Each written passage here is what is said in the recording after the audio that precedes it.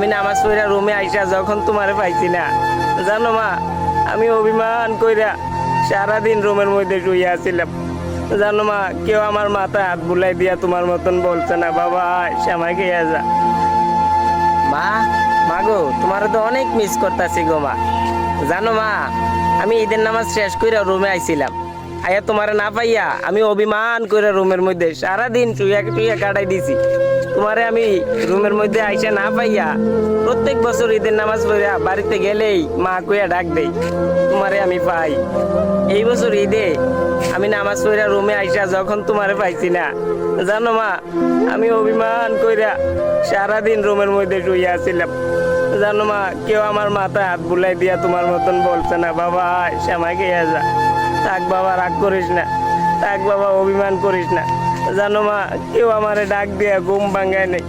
জানো মা, কেউ আমারে ডাক দিয়ে বলে নাই, চল বাবা শ্যামাই খেয়ে যা। জানো মা, তোমার ছাড়া আমার ঈদ তেমন ভালো কাটে না। জানো মা, তোমার আমি বড্ড মিস করি মা।